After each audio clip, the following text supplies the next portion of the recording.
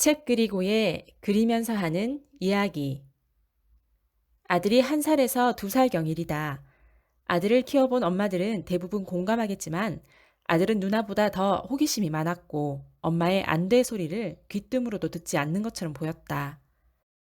그 당시 4살에서 5살쯤 된 누나에게 동생과 잠깐 놀아줘 부탁하고 초스피드 양치를 하고 나오거나 분노의 설거지를 하고 뒤돌아서면 아들은 기가 막힌 사고를 치고 있을 때가 종종 있었다. 뭔가 조용해서 가보면 누나가 그림 그리는 옆에서 색연필과 크레파스를 와구와구 씹어먹고 있다든지, 또 조용하다 싶어서 가보면 화장실 변기물로 세수를 하며 물놀이를 벌이고 있을 때도 있었다. 화분에 있는 돌을 씹어먹거나 나뭇잎을 입에 넣기도 하고 심지어 운동화까지. 사고를 치는 속도는 정말 순식간이었다.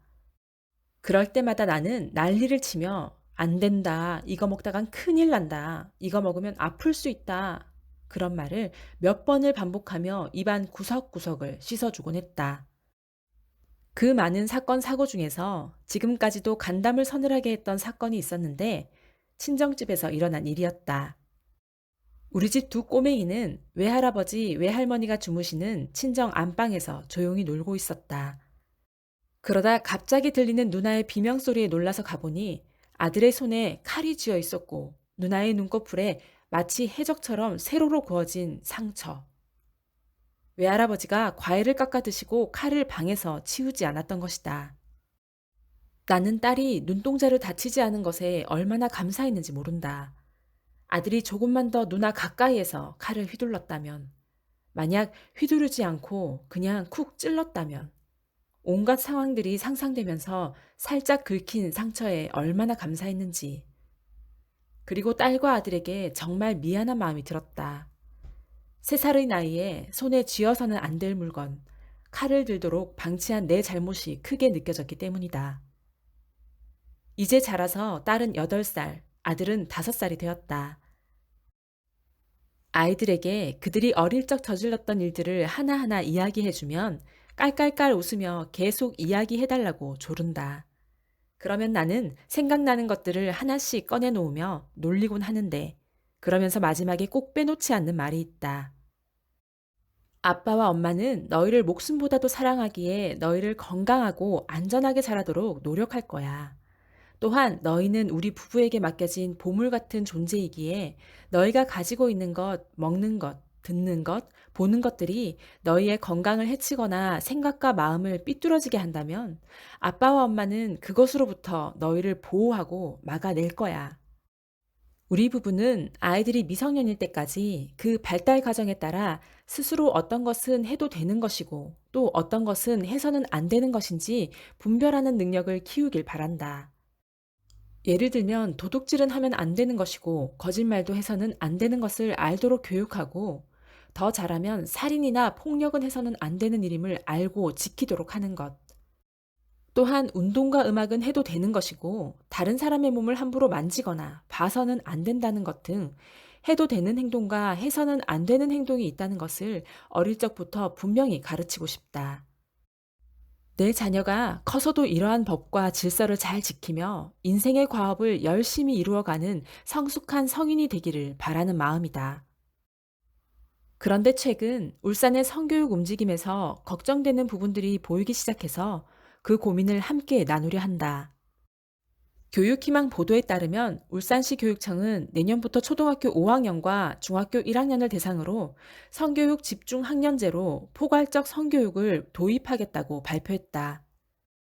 지난 8월 노욱희 울산시 교육감은 성희롱, 성폭력 예방을 위한 종합대책을 내놓으면서 성희롱, 성폭력을 근본적으로 근절하기 위해서는 뿌리 깊은 성별 고정관념과 성차별 문화를 바꾸는 것이 무엇보다 중요하다고 강조했다.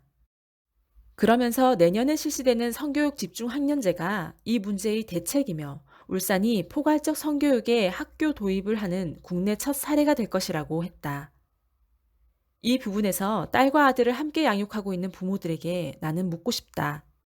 성희롱과 성폭력을 근절하기 위해 성별 고정관념과 성차별 문화를 바꿔야 한다고 하는데, 우리가 6, 70년대처럼 아직도 남자와 여자를 차별하며 자녀들을 키우고 있는지 정말 궁금하다. 현 시대 부모들이 아직도 아들이 울면 남자가 왜 우냐고, 남자는 울면 안 된다고 혼내는지, 딸이 넘어지거나 덜렁거리고 실수를 자주 하면 여자애가 왜 그렇게 덜렁대냐고, 여자는 조심해야지 하며 혼내고 있는지 나는 정말 궁금하다. 왜냐면 80년대에 태어난 나조차도 우리 부모님이 아들과 딸을 차별하며 키웠다고 인식되는 부분이 거의 없었기 때문이다. 초등학교 아이들의 단톡방에서 음란물이 공유되고 온갖 채팅 앱을 이용한 청소년 성매매와 TV, 드라마나 가요, 미디어 곳곳에서 음란한 영상들과 가사들에 아이들이 너무나 쉽게 노출되고 있는 이 시점에 진정 성차별, 성적 고정관념이라는 주제가 아이들의 성교육의 핵심으로 다루어야 할 부분이 맞는지 의문스럽지 않을 수가 없다. 계속해서 장병순 부산 동백초 교사는 포괄적 성교육은 학교 민주화, 직장 민주화, 학생 인권 조례 등과 연결될 때 온전해질 것이라면서 학교 민주화 운동과 연동하여 모든 학교 구성원이 성적 존재로서의 자율권이 인정받도록 하는 교육이 시작되어야 한다고 했다. 이 대목에서 나는 프랑스 68혁명의 모습이 떠오른다. 다시 한번 자녀를 키우는 부모들에게 묻고 싶다. 모든 학교 구성원이 성적 존재로서의 자율권을 인정받도록 교육하는 것이 어떤 것을 의미하는지 생각해 본 적이 있는가? 초등학교 5학년, 중학교 1학년 자녀에게 성적 존재로서의 자율권을 인정받도록 교육한다는 것이 무엇을 의미하는지 혹시 관심 가져본 적이 있는가? 학교 민주화, 직장 민주화, 학생 인권이라는 좋게 들리는 말들과 섞인 채 아이들에게 성적 존재로서의 자율권을 인정받도록 하는 교육의 모습은 어떨지. 이 부분은 뒤에서 더 자세히 다루도록 하겠다.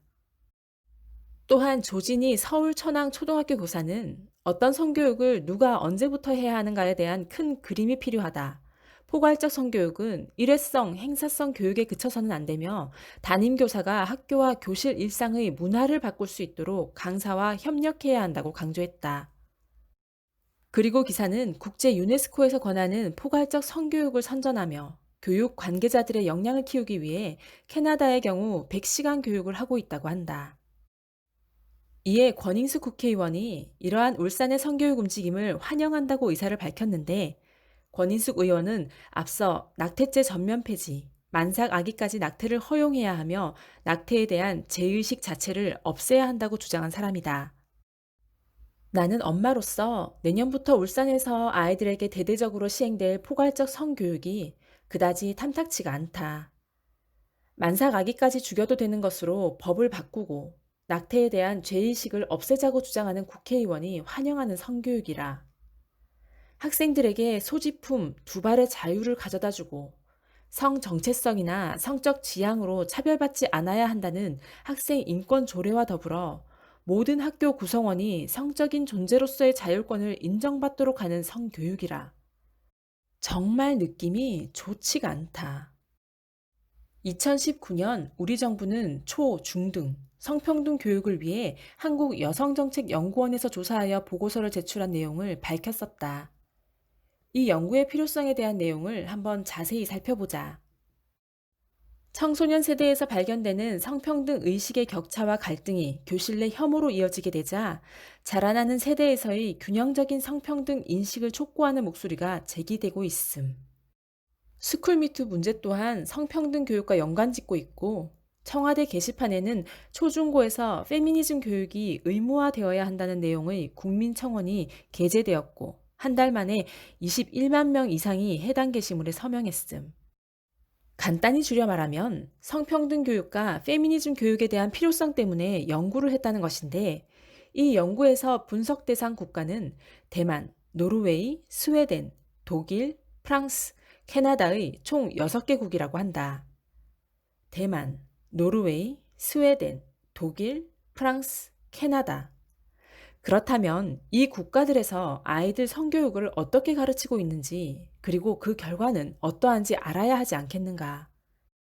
그래서 오늘은 위의 국가들 중 독일의 성교육에 대해 2019년 경향신문에서 상세히 보도한 내용을 통해서 알아보려 한다. 일단 기사의 제목부터 심상치가 않다. 사진 속 종이인지 카드인지 모를 이 도구의 용도는 남성 음경의 둘레를 측정하여 자신의 음경 사이즈에 맞는 콘돔을 선택할 수 있도록 돕는 것이라고 한다. 아니, 도대체 몇 살 아이들에게 이러한 교육을 시킨단 말인가? 독일은 성교육을 학교에서 벗어나 각자의 교육법을 갖춘 전문가에게 맡겨버리고 학생들에게 알아서 선택하도록 했다. 초등학교 1학년 나이부터 고등학교 1학년 나이까지 의무적으로 학생들은 성교육을 받아야 한다고 한다. 그런데 학생들이 어디서 교육을 받을지 스스로 선택할 수 있다면 아이들은 가장 자극적인 교육을 해주는 곳을 찾지 않을까? 경향신문이 조사한 이곳은 아이들에게 이렇게 콘돔을 착용하고 성관계를 하는 그림책자도 보여주고 있다. 독일 성교육이 중요시 여기는 것은 성적 자기 결정권을 존중하라는 것이라고 한다. 그리고 성 정체성은 인간의 권리이므로 상대방의 권리를 침해해서는 안 된다는 것이다. 남자, 여자, 게이, 레즈비언, 트랜스젠더, 끝도 없는 성 정체성을 가진 사람들의 권리를 인정하고 차별하거나 혐오하면 안 된다고 교육하고 있는데 이 교육은 이미 우리나라에서도 학생 인권 조례 등 여러 가지 제도 안에서 성평등이라는 주제로 계속해서 확장되어 진행되고 있는 중이다. 기자의 교육 목표만 분명하면 학교에서 일괄적으로 교육하는 것이 더 효율적이지 않겠느냐는 질문에 베를린 지역 12개구의 성교육을 총괄하는 코니 핸드릭 씨는 학생들이 부모님의 얼굴도 아는 선생님에게 섹스, 자위, 포르노에 대해 물어보기는 어렵다. 성 정체성이 다양한 만큼 교육법도 다양할수록 좋다. 굳이 한계가 분명한 학교로 교육을 단일화할 필요가 없다라고 말한다. 그러니까 내 자식이 초등학교 1학년인데 성교육을 도대체 어떤 식으로 어떤 내용으로 받고 오는지 부모도 담임 선생님조차도 모르도록 아이가 궁금한 모든 것, 섹스, 자위, 포르노에 대해 설명해 주기 위해 각 학생들이 선택하여 성교육을 받고 있다는 것이다. 독일 성교육은 어른들이 아이들에게 우리가 결혼 전에 지켜야 할 것들이나 문란한 성생활을 하지 않을 것과 너의 타고난 성별에 감사할 것들을 설명해 주는 대신 철저히 아이들이 원하는 성교육, 아이들이 궁금한 것 위주의 성교육으로 이루어진다고 한다. 독일 베를린 지역에는 총 10개의 성교육 전문기관이 있는데 이 중에서 가장 인기 있는 것은 프로 파밀리아라고 한다. 1952년에 만들어져 현재는 독일 전역에 170개의 지점을 운영 중인데 지금은 정부의 지원까지 받으면서 운영하고 있으며 프로파밀리아의 주요 업무는 출산, 낙태에 대한 조언과 성교육이라고 한다. 즉, 아이들이 성관계를 하다가 아이가 생기면 출산을 하거나 낙태를 하게 되는데 그 부분에 대한 교육이 주요 업무라는 것이다. 아이들이 익명으로 무료로 성상담을 받을 수도 있는데 실연을 당해 힘들어서 방문하거나 원하지 않은 임신 문제, 자신이 동성애자인 것 같다거나 스스로 발기부전이라 생각해서 방문하는 아이들도 있다고 한다. 베를린 지점에서는 1학년부터 10학년까지 교육하는데 6학년 때 임신과 피임이라는 주제를 다루고 10학년, 그러니까 고교 1학년 때 성다양성, 자기 결정권 등을 배운다고 한다. 즉, 제3의 성별이 있다는 것과 스스로 성적인 주체로서 성관계를 할 수도 있고 거절할 수도 있다는 내용을 고등학교 1학년 아이들이 받는다는 것이다. 여성 피임 도구의 사용법과 사후 피임약에 대한 정보도 제공하면서 성교육 담당자 리터 씨는 긴급한 상황에서 사용하도록 교육한다. 선택 권리는 아이들이 갖는 것이다. 그래서 모든 정보를 아이들에게 제공하는 것이 중요하다라고 말한다. 나는 상상만 해도 눈물이 날 것 같다. 우리 아이가 엄마도 아빠도 모르게 성교육 담당자한테서 피임 교육을 받고 자신의 성기 사이즈를 재면서 콘돔을 고르고 섹스를 한 후 사후 피임약을 먹고 계속 성관계를 남몰래 즐기다가 임신을 하면 출산을 할지 낙태를 할지 그 중대한 고민을 가족이 아닌 제3자에게 상담하고 결정을 한다니. 또 다른 전문기관인 밸런스라는 곳에서는 성교육, 의료, 심리상담, 난민, 이주민 상담 등 총 4가지 영역으로 교육한다고 한다. 여기서 교육은 25년 전 만든 자체 교수법을 바탕으로 하는데 10년 전부터 시대 변화를 조금씩 반영하고 있다고 한다. 밸런스의 성교육 담당자 얀츠 씨는 그 변화를 성교육 교육에서 찾아볼 수 있다고 했다. 이것이 밸런스에서 사용하는 성기 모형인데 다인종 사회가 된 독일의 현실을 반영해 성기 모형을 피부색별로 만들었다고 한다. 얀츠 씨는 흑인 아이에게 백인의 몸을 형성한 교구로 교육하는 것은 효율성이 떨어진다며 최대한 현실적이고 구체적으로 교육하려 한다고 주장한다. 계속해서 기사를 통해 밸런스의 교육 목표를 살펴보자. 대체 어떤 목표를 가지고 이런 식의 교육을 하는지. 첫째는 아이들에게 성적 자기 결정권에 대해 교육해서 자신의 성에 대한 권리를 이해하도록 하고 타인의 권리도 존중하게 하자는 것이다. 즉, 너는 지금 성관계를 하고 싶지만 네 여자친구가 하기 싫어하면 억지로 하면 안 되는 거야. 그런데 네 여자친구도 동의했니? 그럼 서로 자기 결정권으로 동의한 거니까 해도 돼. 이것이 첫 번째 목표라는 것이다. 그리고 타인의 정체성, 다양성 존중으로 확장되며 원치 않는 임신을 줄이는 방법. 즉, 그래, 서로 동의해서 성관계 하잖아. 근데 임신하면 골치 아파. 그러니까 콘돔이나 피임약 등 각종 피임기구 공부했었지? 그 중에 선택해서 꼭 피임을 잘하고 해. 이것이 두 번째 목표이며, 세 번째는 성병 예방 지식을 전달하는 것이라고 한다. 그 어디에도 성은 생명이며 책임이라는 교육이 없다.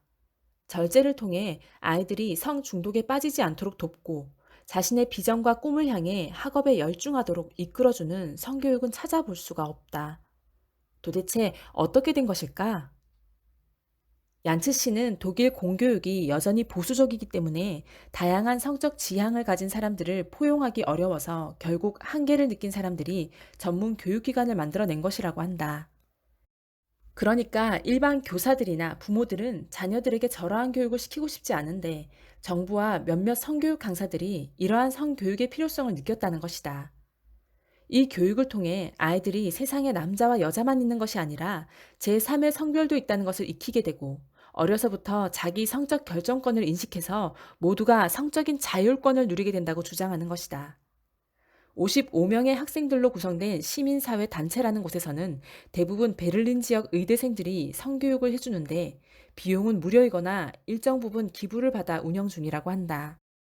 교육 대상은 12살에서 18살까지의 학생들인데 수업이 결정되면 의대생 4명이 학교를 방문해 5시간에서 6시간씩 수업을 하고 있으며 갈수록 교육 요청이 늘어나고 있다고 한다. 의대생이 성교육을 해주니 정말 전문적인 교육을 하려나 보다 했는데 이들은 생물학적 지식, 전문적인 성 지식에 앞서 자신들의 나이를 강조했다. 이들 단체는 만 30세 이상의 가입을 제한하는데 이유는 학생들이 성교육 선생님을 편안하게 생각하고 아무 질문이나 할 수 있어야 지식을 전달할 수 있다며 3에서 4년 전까지만 해도 10대였던 우리를 학생들은 형 누나처럼 느끼고 고민을 털어놓기 때문이라고 한다. 나이 외에도 이들 수업의 큰 특징은 교사가 개입할 수 없다는 점인데 단순히 구경하는 것도 안 된다고 한다. 즉, 성교육 시간에 아이들이 어떤 이야기를 듣는지, 무엇을 보는지 감시할 감독자가 없다는 것이다.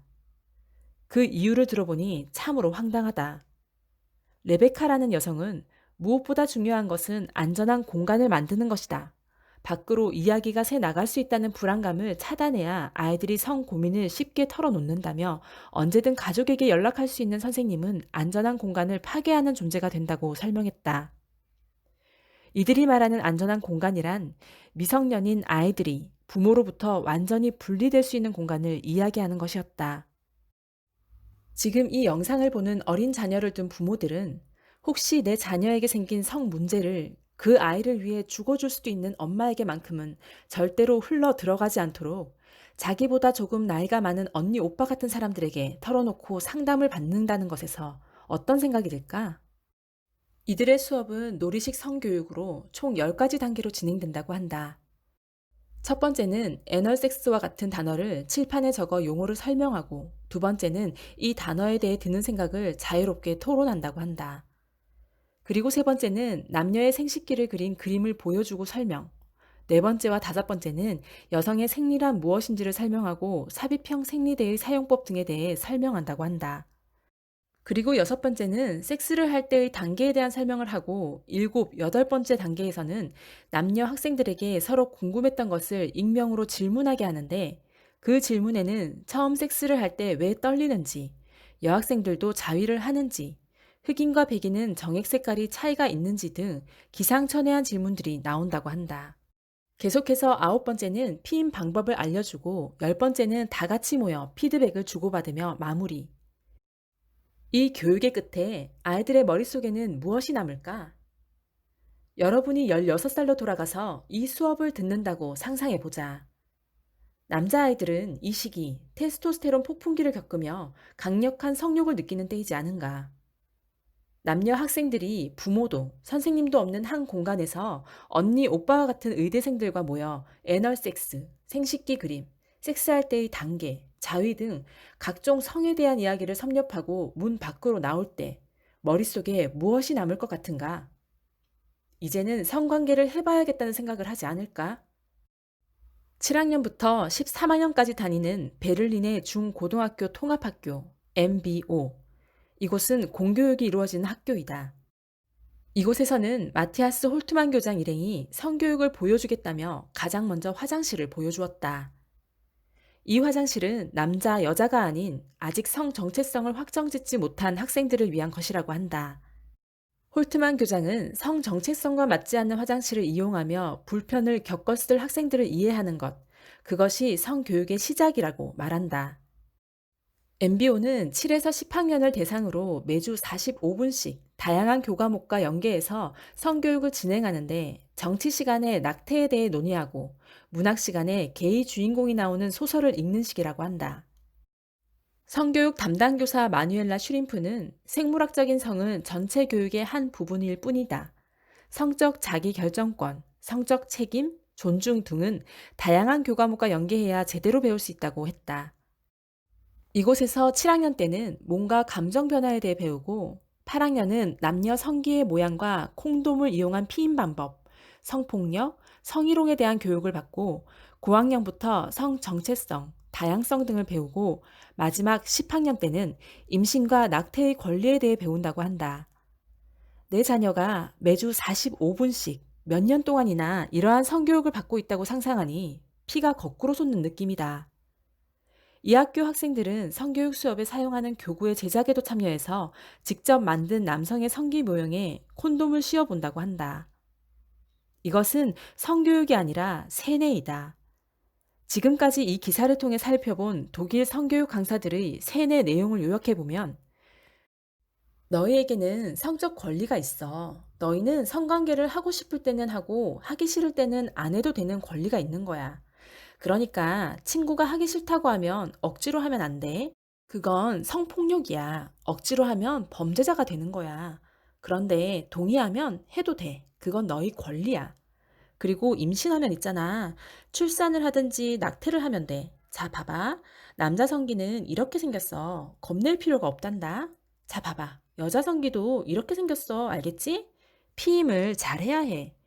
그리고 성 정체성이 혼란스러우면 네 생식기나 네 염색체가 너를 여자라고 확정짓고 있어도 아니야. 너가 성별을 선택할 권리가 있어. 이 친구가 자기가 남자의 몸이라도 여자라고 주장하면 너희 인정해줘야 해. 차별하거나 혐오하면 안 되는 거야. 우리나라가 지금 현재 추진하고 있는 포괄적 성교육은 국제 유네스코 성교육 가이드라인에 따른 성교육이라고 한다. 수많은 유럽 국가가 이 가이드라인을 따라서 성교육을 하고 있다. 버닝썬, 앤번방. 이러한 거대한 성폭력 사건들이 터지면 꼭 언론을 통해 청소년 성교육에 대해 강조하면서 이상하게 음란물 예방이나 채팅 앱의 위험성, 자신의 몸과 타인의 몸을 보호하며 절제하고 위험 지역을 피하는 성교육이 아니라 뜬금없이 성차별에 대해 가르치고 성평등이 중요하다고 가르치며 아이들에게 성적 자기 결정권과 성적 자율권을 교육해야 한다고 강조한다. 큰 성 문제가 터질 때마다 느닷없이 제3의 성도 인정하며 서로 차별하면 안 된다고 하는 성평등 교육, 성적 자기 결정권 교육으로 결론 맺는 것이 신기할 따름이다. 3살 아이에게는 칼을 쥐어줘서는 안 된다. 3살 아이는 대부분 저 칼을 달라고 너무 궁금하다고 떼를 쓰며 울고 보챌 수 있다. 우리는 아이들이 궁금해한다고, 알고 싶어 한다고 모든 것을 다 쥐어줄 수 없으며 그렇게 해서는 안 된다. 아이의 나이에 맞게 적절한 정보를 제공해야 하고 특히 성교육에서는 방향성이 정말 중요하다. 너는 너의 생식기를 무엇으로 생각하느냐? 단순히 성관계를 즐기는 용도일 뿐이며 생기는 아기는 얼마든지 죽여도 되는 존재이냐? 아니면 너의 생식기는 생명을 탄생하는 매우 중요하고 소중한 부분이며 생기는 아기 또한 너와 같이 소중한 한 사람이며 보호받아야 하는 존재이냐? 이 성에 대한 방향성이 어디를 향하고 있는지의 여부로 아이들의 미래는 완전히 달라지게 된다. 어떤 아이들은 어린 나이부터 문란한 성생활을 마음껏 즐기다가 결국 자신의 몸과 마음까지도 온통 상처로 뒤엉킨 아이로 자랄 수도 있고, 어떤 아이들은 어려서부터 성 정체성의 혼란을 겪어 자기가 남자랬다가 여자랬다가 어떨 때는 중성이랬다가 난리를 치면서 시간도 허비하고 건강도 잃을 수 있다. 또 어떤 아이들은 결혼을 할 나이가 될 때까지 성적인 충동이 일어날 때마다 잘 절제하고 몸을 소중히 여겨 결국 건강한 가정을 이루고 건강한 자녀를 출생할 아이로 자랄 수도 있는 것이다. 결국 아이들의 몸과 마음이 상처받고 병드는 데에 가장 주된 가해자는 어른들이다. 문란한 성관계로 일어날 수 있는 위험성보다 아이들의 성적 권리에만 포커스를 맞추고 그들의 재미만 채워줬던 어른들, 그 어른들의 무책임한 교육에 대한 결과는 고스란히 아이들의 일생을 따라다니게 되는 것이다. 독일은 성매매가 합법인 국가로 미성년자들도 매춘에 팔려다니던 국가이다. 이 성매매는 독일의 거대한 관광산업이었다. 늘 그렇다.